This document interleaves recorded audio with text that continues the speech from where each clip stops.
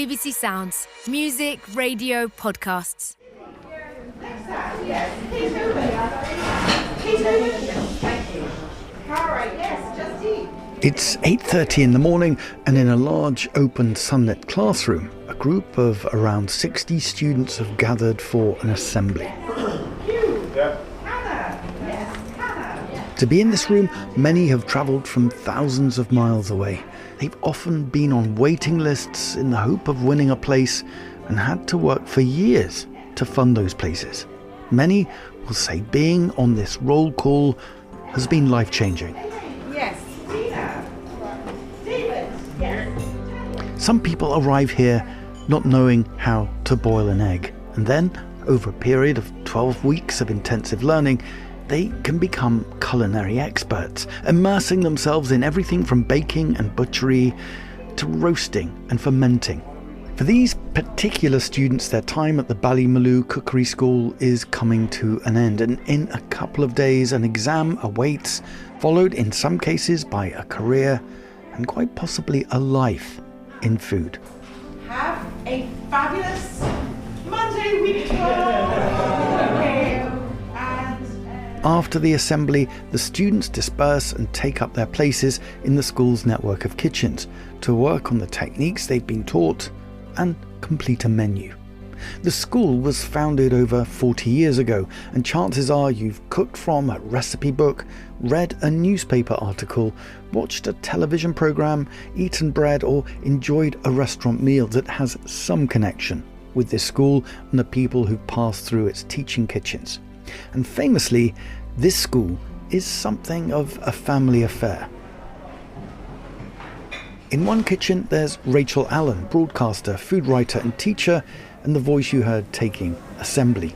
Are you checking to see if your chicken's cooked? Yeah. Do you want me to have a little look with you? You see just here, the cuts in the chicken leg. It looks slightly pink, and the leg feels a bit too tight. Feel that? It's not. It should feel like if you tugged it much more, it would come out quite easily. Yeah. So Over in kitchen 2 is Rachel's uncle, cook, chef and writer Rory O'Connell, someone who's worked in some of the leading kitchens in Ireland and the UK. Okay, Freddie, what's happening? So I've got my tahini sauce there, and now I'm lying over some rocket, just for like a little nice peppery. There's your tahini sauce, yeah? Lovely creamy consistency. That's delicious. And I'm always thinking about proportion. Yeah. And your guess who's going to be eating it. It's very important. As the morning progresses, across the different kitchens, the bakery, a fermentation room and microdairy all set on a 100-acre farm, it's as if one big restaurant kitchen is gearing up for service. And walking through, tasting, testing and encouraging is the main character of this programme, the founder of the Ballymaloe Cookery School, Darina Allen. And here is some sourdough. Tell me about this sourdough here. It's a focaccia with sourdough flour mix instead of strong white. Experimenting. We look forward to tasting, okay? We have a cooking demonstration every afternoon, Monday, Tuesday, Thursday, Friday. On Wednesday, it could be a wine lecture or a lecture on some other food-related subject. But at the end of the cooking demonstration, the students taste what's being cooked so that they have an idea what it's meant to taste like the following day. They can make it taste even better. The following morning, they come into the kitchens and they cook in pairs, each cooking individual dishes. That's tasted by the teachers, and, it's the tutor tasting. It's a really important part of the learning. And then they bring it and we sit down together for lunch every day. And that's a super important part of the day. The whole conviviality and then chatting about the morning. It's like, mine did this or I found that, a bonding thing. I mean, I know that this sounds so hippie-ish, but I almost have a compulsion and I feel a responsibility to pass on the skills. If you teach somebody how to make a loaf of bread or how to make a soup or something that's been a mystery to them before this, the look on their face when they take the first loaf of bread out of the oven is enough to keep me going for a month, basically. So in other words, you're passing on skills that are making a real difference to people's lives and to their family and so on. So I feel very fortunate. We're going to hear about that compulsion to pass on what are often forgotten skills, and also look at the impact of almost half a century of Darina Allen's teaching, writing and broadcasting. Over the years on the food programme, we've told the origin story of Ballymaloe, but this is the first time we've stepped inside the school itself to gain an insight into one of the world's most influential food courses. Before we do, it's important to recap on some of the history, because go back 50 or so years, and Ireland was yet to find its culinary mojo. We have all the raw materials, all the good meat, and a climate which should produce the finest vegetables in Western Europe. But on the international culinary map, quite frankly, we stink. And as this television archive shows, most of the food served in restaurants and hotels in Ireland was completely disconnected from the landscape that surrounded them. Grapefruit juice, cream of mushroom soup, very grey roast beef, tennis balls, these are mashed potatoes, watery cabbage, watery carrots, a banana. The drama of Irish cuisine is not that it's bad, it's that the Irish believe that it's very good. But in the mid-60s, there were signs of change, and reporters were able to travel to Cork to tell the story of Ballymaloe House, the hotel and restaurant founded on a family farm by husband and wife Ivan and Myrtle Allen. I've come to Ballymaloe near Cork, home of the remarkable woman they call Ireland's greatest cook. A farmer's wife, Myrtle Allen decided to share her skill with the public. I always use the lamb fat and the lamb stock. And in that way one concentrates the flavour of the lamb. This is Myrtle Allen speaking in 2013. My husband loved his food. He was a farmer and fruit grower. So we had a wonderful variety of fresh fruit and vegetables from the farm, as well as dairy. So we had our own milk, cream and butter, our own pork, lamb in season. We had all the ingredients, which we enjoyed ourselves. And in 1964, with the opening of Ballymaloe House, so could restaurant customers. It's where Darina arrived in the late 60s, straight out of catering college. She cooked in a way like a housewife, because remember, she had no formal training, and so she would look and see what was in the garden, what came over from the greenhouse, what fish came in from the boats, and then she'd write the menu. And I mean, this sounds very normal nowadays, but it was completely unheard of to write a menu every day, and considered to be very amateurish actually. So she was doing the opposite of everybody else at that time, really. Darina's brother Rory arrived soon after. His introduction to the food at Ballymaloe was eating a meal in the restaurant cooked by Myrtle. And I remember elements of that meal. I remember a pork fillet which had been just stuffed with a very simple bread and herb stuffing. And you taste it, and it's a bullseye. It's just 100%, it's spot on. Someone else who visited Ballymaloe House and met Myrtle Allen was chef Richard Corrigan.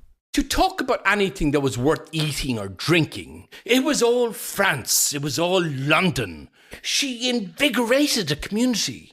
She made them feel special. We can, we will, we are. Come on, let's do it. This was Myrtle's genius, really, to realise at a time when we all had an inferiority complex in Ireland about what we had. And she really knew and appreciated the quality of the ingredients we had. And she kept saying, it's our local food around us here. The children and local teenagers would come to the kitchen door in Ballymaloe with little tin sweet cans of damsons and blackberries. And then people would come down from the Knockmeal Down Mountains with wild blueberries and so on. And Myrtle would welcome them and give them pocket money for it and put it on the menu. And I mean, no other restaurant at that time was doing that, Myrtle Allen's influence went far beyond Ireland. In Paris, she opened a restaurant using Irish produce and was part of a network of chefs across Europe, all working together to save endangered ingredients, skills and recipes. I'll tell you what united us. We felt that in each of our countries, some of the traditional foods were going, and the traditional food materials for making the various things that were traditional. That's why we were all in it. And I felt that truly too. People were no longer cooking, and cooking wasn't taught enough. then it would be very quickly lost away. And also that pressure, to make life uncomplicated and simple for yourself. And not to You cook. needn't bother, or it could be made very quickly some other way. The first time I met Mrs. Allen, and I don't know how to describe it other than saying she dazzled me. And it's not often in your life that someone dazzles you. And whatever it was, I knew I wanted to learn from her. This is J.R. Ryall, part of a younger generation to arrive at Ballymaloe House. He went from being a student working in the kitchen to head pastry chef, and is the author of the book Ballymaloe Desserts. Ballymaloe House, when the kitchen opened, it was always a teaching kitchen. Mrs. Allen herself had never had a formal training, but she had to teach, at the time, the local girls she employed how to make the bread, how to make the apple tart, how she wanted the chicken roasted. So she was always educating the people around her. And then a couple of years into the business being open, Darina and Hazel arrived. Hazel became the hotel manager. Darina was her right-hand person in the kitchen. And Mrs. Allen taught them the way she wanted the food to be cooked. And then they in turn went on to teach those around them. And Darina always had a flair for teaching and is a natural educator and takes every single moment where there's an opportunity to share a bit of knowledge. And it could be the simplest thing. It could be the wildflowers you're walking past. It could be something she notices in the distance. But if she thinks there's something interesting to share, she'll share it. And that aspiration to want to share the things she knew about grew into the cookery school. And so education's been there from day one of Ballymaloe, but I suppose now it's a keystone. A gorgeous chickpea stew there as well, with some fresh finish from down from the gardens. And also, look at that lovely fluffy rice.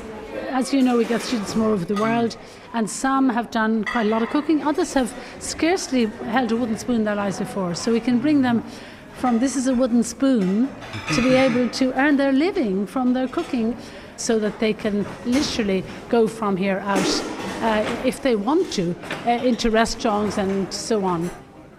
Myrtle Allen passed away in 2018, long before which Darina Allen had picked up the baton and gained her own following around the world, with huge admiration for a body of work dedicated to keeping food skills and knowledge alive. Skills and knowledge she developed during her childhood.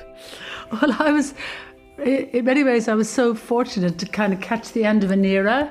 You know what I mean? And when I was a child, we didn't go to Lanzarote or whatever for our holidays. We were sent up to our relatives on a farm in the middle of the bog in County Tipperary, and to get some bog air and so on, learn how to save turf. But actually, my great aunt Lil and Uncle Bob, this was their farm, and it was there that I learned how to make butter, because they had dairy herd and she used to make butter every couple of days. Also, they killed pigs, of course, and she always used to say how I would happily stand underneath the pig with the basin collecting the pig's blood to make the blood puddings. I mustn't have been a bit squeamish or something. You see, at that stage, I think we took everything as part of normal life. And then, so I remember distinctly under the water pump in the yard, washing out the intestines, to fill them with the blood pudding. So I learned so many things there, and I just caught the end of that happening on farms. Why was it ending? A lot of people began to look on those sort of things as old-fashioned and drudgery, and there were the shops, local shops and supermarkets, I suppose, were coming soon. So people started to, and butchers were making, I suppose, the black pudding and things like that. And then, a lot of those things, I suppose, became uneconomic. So, and then the other thing that, of course, happened was that women really started to leave the home and, get a job outside the home. And just a lot of those things weren't possible then. But I learned how to make all these things. When she arrived at Ballymaloe in the late 1960s, Darina built on those forgotten food skills with recipes and techniques taught by Myrtle Allen in the restaurant kitchen. When I came into the kitchen, I was not, from hotel school, I was 19. I was the eldest person in the kitchen, and the others were all children of the, from the cottages close to Ballymaloe and everything that sent down word, would anybody like to come up and give me a hand, So there were a lot of them were 16, 17, 18, absolutely no training whatsoever. But she taught us all how to do things exactly and got us tasting everything and so on. She taught us all. She was every time she was cooking, we'd be standing there, she'd be talking about what she was doing, and everybody around who would be hearing that. There were lots of things we'd never tasted before. I mean, I remember my father-in-law showing me how to eat, so gently and lovingly, showing me how to eat a globe artichoke. That was one thing. And then, of course, I'd never eaten a shrimp before, and how to actually get the shrimp out of the shell. We all have to learn these things for the first time. But I remember how lovely he was in the way he showed me how to do it, so that I didn't feel in the least bit awkward or clumsy.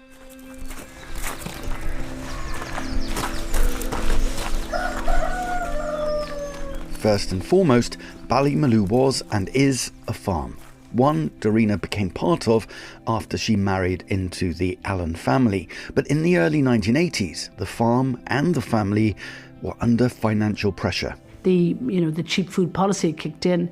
There was a big recession here. The costs, labour costs, everything went through the roof, and we were getting paid less and less for our produce. So we had to find a different way to earn a living.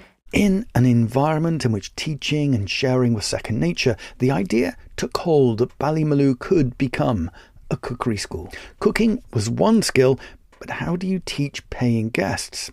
In search of answers, Darina Allen enrolled on a cookery course with the legendary teacher of Italian cooking, Marcella Hazan. When I married, I went to America, and I didn't know anyone there, I didn't know English.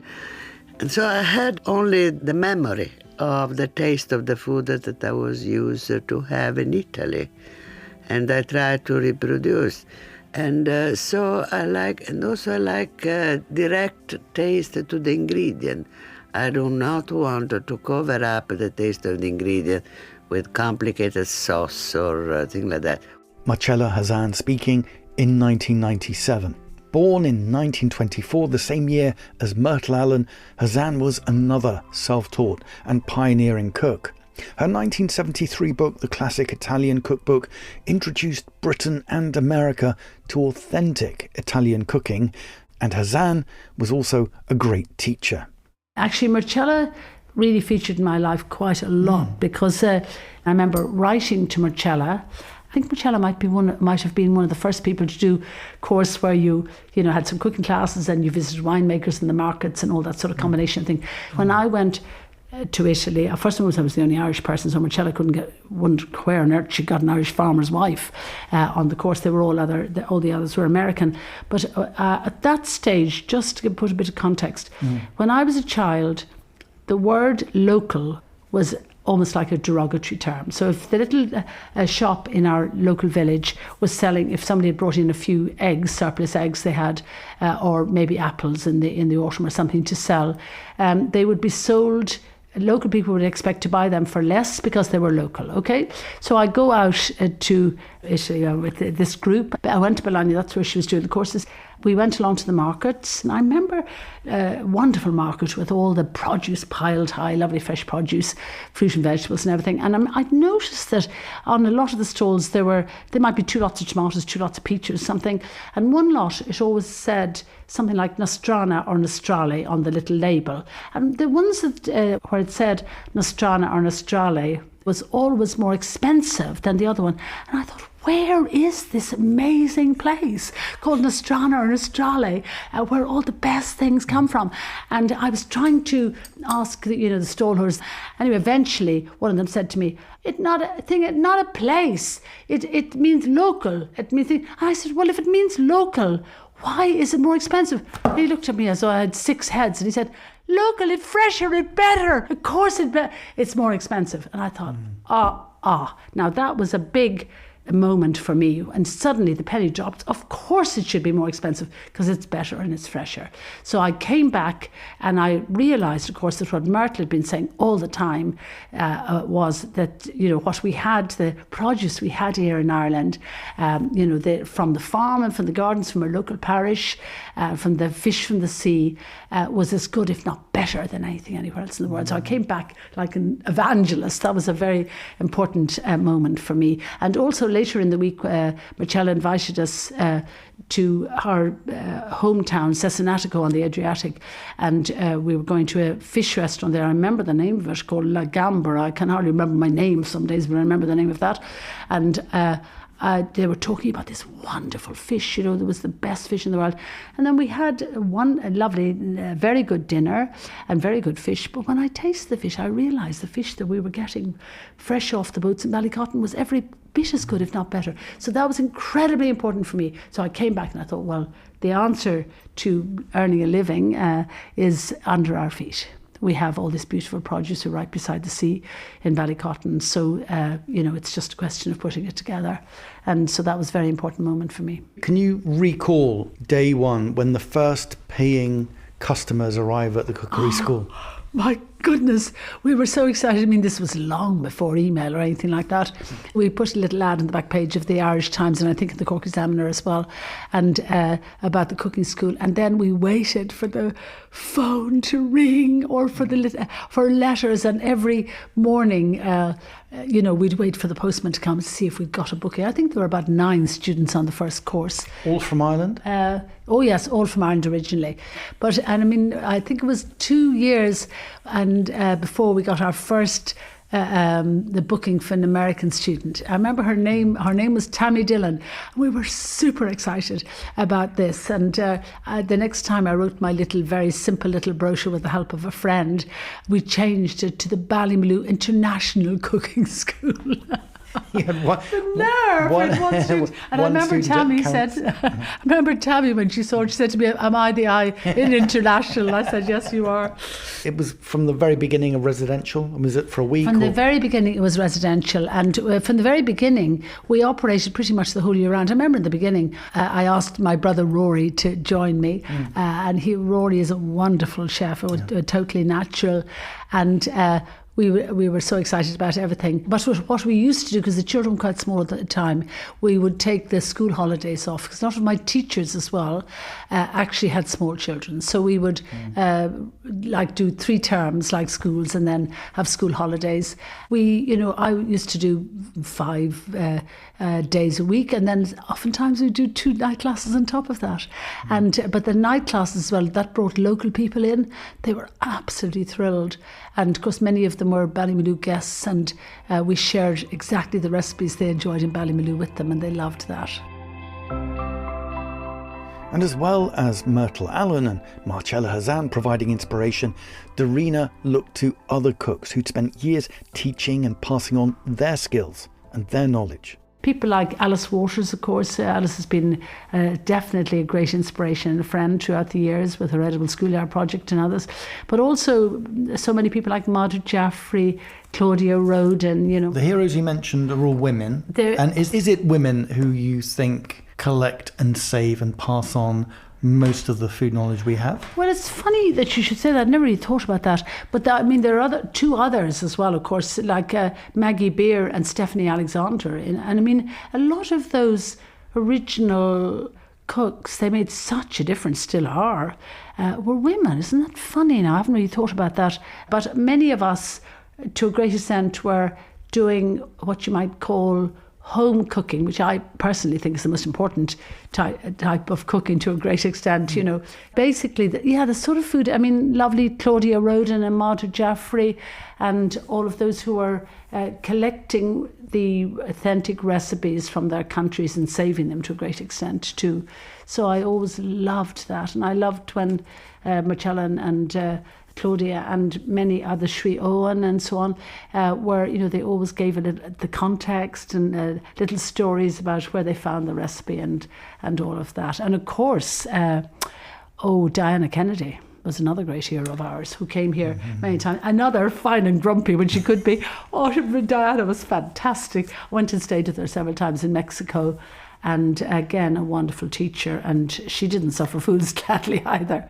By the way, in the Food Programme archive, which includes hundreds of past editions, you can find profiles of most of the cooks Darina has just mentioned. A walk around Ballymaloe will take you across fields of fresh produce, fruit-filled glass houses, chicken coops, the microdairy and ornate gardens dedicated to edible plants. And if your walk here is with Darina, you will learn a lot. So this here is very interesting. This actually is a perennial kale. It actually grows wild along the south and west and northwest coast of Ireland. And it's got several colloquial names. It's called Hungry Gap, Cut and Come, or Cottier's kale. Now, and it used to be, it's not propagated by seed, it's propagated by a slip. You just pull off a little bit, stick it in the ground, and because it's a really hardy plant, if I pull this off here, for example, a look with a little heel on it, if I stick that into the ground, it will grow because it's an indigenous plant. Now, so you know that there was a gap between the end of the winter vegetables and the beginning of the summer crops. And when people were, years ago, had virtually nothing green to eat. So this was where this particular plant was so valuable. You can see that it's got lots and lots of leaf at this time of the year. It's perennial, so in other words, it comes back every year.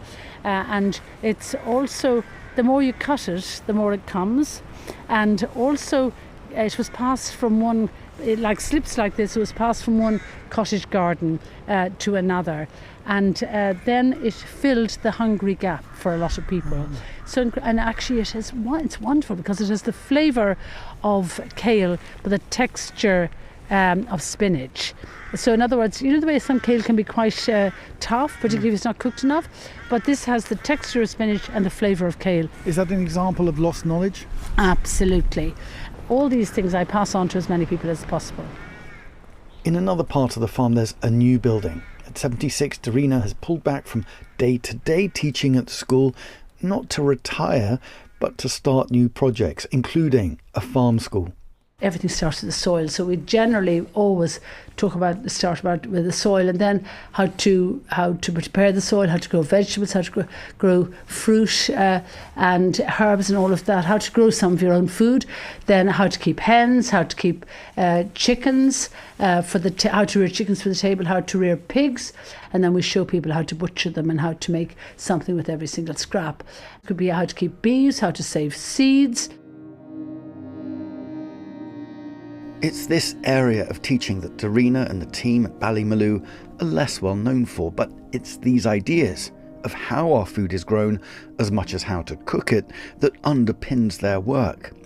So much so that when Darina travels, it's not so much a holiday as field work, focused on investigating food cultures and agricultural practices. A few weeks ago, she was in India, and there she went in search of the research station where the pioneer of the organic movement, the biologist Sir Albert Howard, was based in the 1920s. Howard had been sent there as an agricultural advisor, working on behalf of the empire, but ended up concluding that he could learn more from the local farmers than they could learn from him. He became convinced of the connection between healthy soil and the health of the villagers, their animals and crops. The idea resonates so much with Darina, it's why she tracked down Howard's old laboratory. I think it was really eerie. It looked like nobody had turned the key in the door for decades and decades. The people, a very welcoming team who were running the agriculture college, were really rather surprised that we'd come all the way from Ireland, pretty much on a pilgrimage to Sir Albert Howard's research and to his lab and so on, you know. It's this deep interest which explains that when the students arrive on their first day, they're taken onto the farm and introduced to its soil. There they begin to understand that the food skills they'll be learning at the school are all connected to what lies beneath their feet. Elsewhere on the farm, Darina gets to focus on another lifelong passion, passing on forgotten skills, including ones connected to pasture, livestock and dairy. We just thought this is our little micro dairy here, so this is where a lot of magic happens in here. So we have a small dairy here of jerseys, just like my father-in-law had. Oops, here we are. There's kind of echoey in here. So the cows come up from the fields in the morning, walk up along here, and the other brilliant thing is as they walk up they can graze the hedgerows as they come up along, and that's kind of almost self-medicating. That's a little milking parlour in there. We only have 2 clusters, but they come in one after the other. We make butter from the cream, of course, and then we also make yogurt and show the students how to make a little camembert type cheese. That's ready to eat within 3 or 4 weeks, so that takes the mystery out of cheese making for them. So butter, cheese, yogurt and gorgeous gloopy buttermilk as well. Milk is such a magical product. There's so many different things you can make from it. It's good to know how to make butter, because I was in the kitchen one morning just before lunch and I saw a student kind of looking a bit flustered going across the kitchen making for the hens' buckets. Now, as I said, the scraps that are left over go to the hens, so she was just about to throw something into the hens' bucket and I said, hang on a minute, what's in the bowl? And she said, I was whipping cream and it's gone all funny.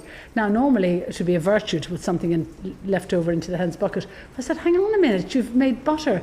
And she looked at me and said, what? I said, all you need to do is whisk it a little bit more and the butter fat will separate from the whey. And so we took it over and put it onto the food mixer, whisked it a bit more. And by that stage I had about another 6 or 7 students looking wide-eyed. And this is about week 5 of the 12-week course. Am I a failure or what? I mean, most of those students, I think most people know that butter comes from cream, but a lot of people don't know how it gets there. So again, these are lovely little simple things that are really nice to pass on. The students can immerse themselves in as much or as little of these ideas as they like, but building on Myrtle Allen's work since the 1960s, an understanding of what comes from the farm and the importance of ingredients threads through everything they're taught. Back in 1990, a student named Rachel O'Neill arrived from Dublin to do the Ballymaloe cookery course. She ended up staying, marrying into the family, and today Rachel Allen is one of the school's senior teachers. The first week, they're all a little bit, sometimes there's a bit of a, rabbit in the headlights kind of look. And they're all, but now they know what they're at, they know where they're going, they're all so comfortable with each other and with the place. And it's just brilliant. I just love seeing I get so upset when they're all leaving. You're welling up. I'm welling up. Oh, it's ridiculous. Because it is amazing. And you see them on their whole journey. Yeah. And not just getting to learn how to cook, but sharing ideas, inspiration.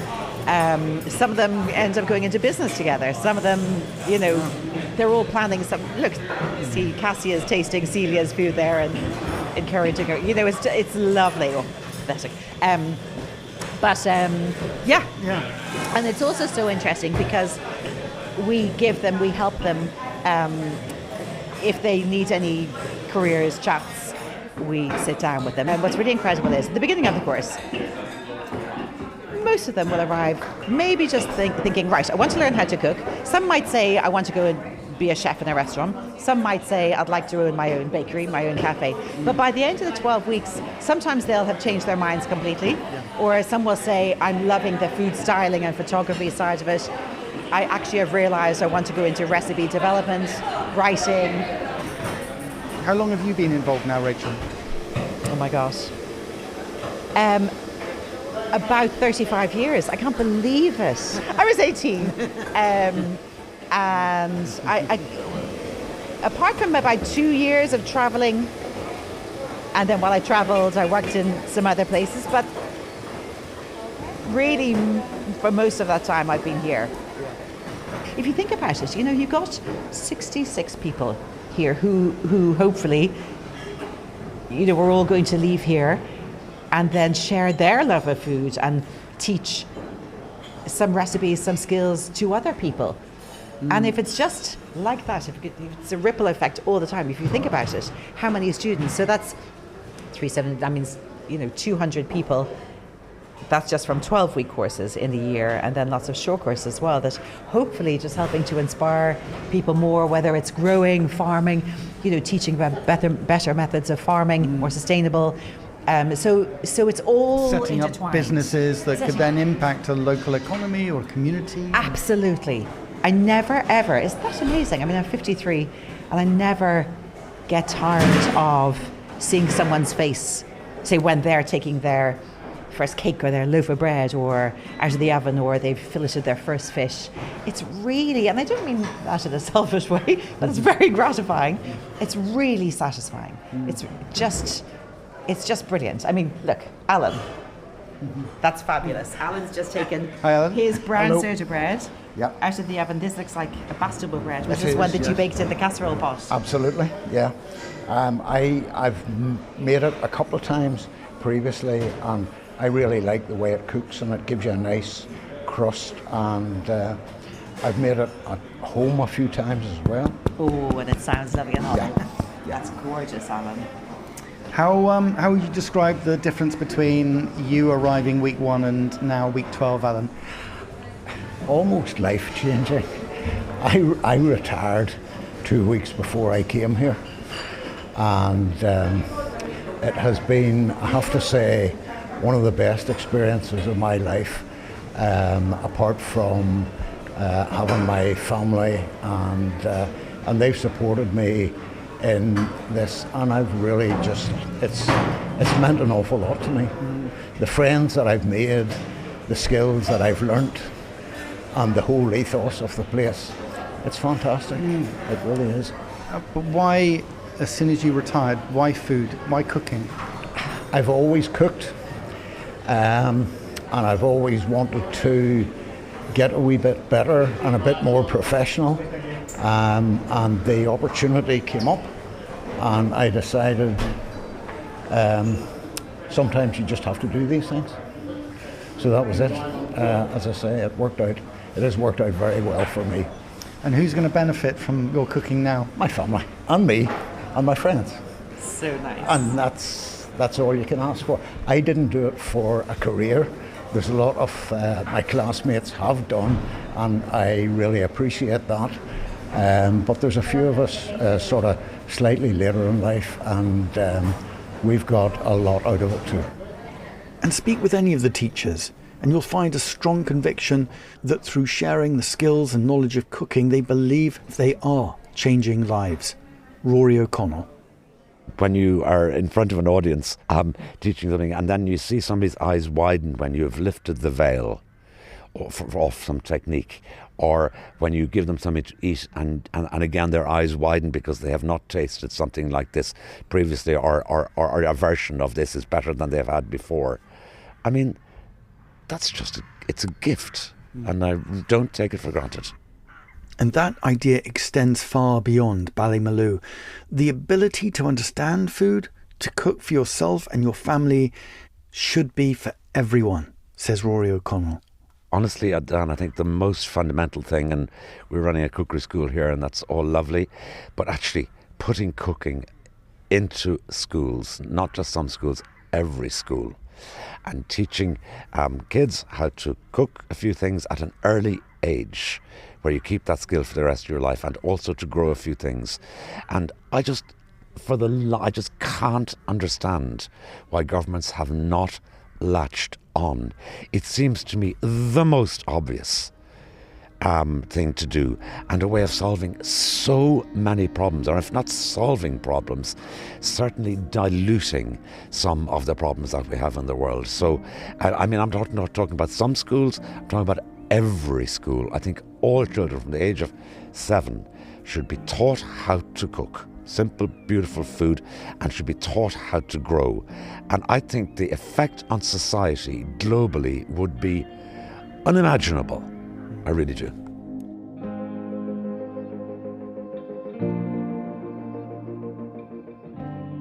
What does exist are the generations of cooks who arrive from different parts of the world who then leave after completing their courses to return home with ideas, skills and knowledge they can pass on to people they work with and people they feed. Ballymaloe teacher and author J.R. Ryall. When students come to the cookery school here, even though they're cooking with Irish produce and the recipes we give them, it's really, in a way, it's the psychology of Mrs. Allen's original message to never overlook what's around you. And you can do that anywhere in the world. So if you've come from Sydney to Ireland and you study at the Ballymaloe Cookery School, or you've come from San Francisco, the set of principles that you learn here, how to source your ingredients, how to handle them, and how to cook them carefully, you can do that anywhere in the world. So the curriculum here is set up in such a way that the set of skills are so useful that they can travel with people. So the ripples from this little farm in East Cork have now touched most continents, and it's wonderful when you travel to meet people and to see that in each place. The last word goes to Darina Allen. What has a life through food, in food, given you? I really feel so fortunate that I have a skill that has enabled me, a skill which many people would reckon was really unimportant, because really the biggest emphasis now is on academic skills rather than practical skills. But I've had such a great life. I mean, I'm often amused to remember, how sceptical my poor Dominican nuns who tried to educate me in Wicklow were when I said I wanted to be a cook or a gardener. They didn't think much of that. But anyway, and with this one skill, being able to cook, I've had such a wonderful, interesting life. I've been able to travel. I've met so many people, all this. And through the cooking school, we managed to find a way to earn a living, to stay on the farm and on the land that we love, and stay in the countryside which we love. And then people come in from all over the world to the cooking school, and so met so many interesting people, and people are grateful for the knowledge that we pass on. I mean, I feel so blessed. I really do.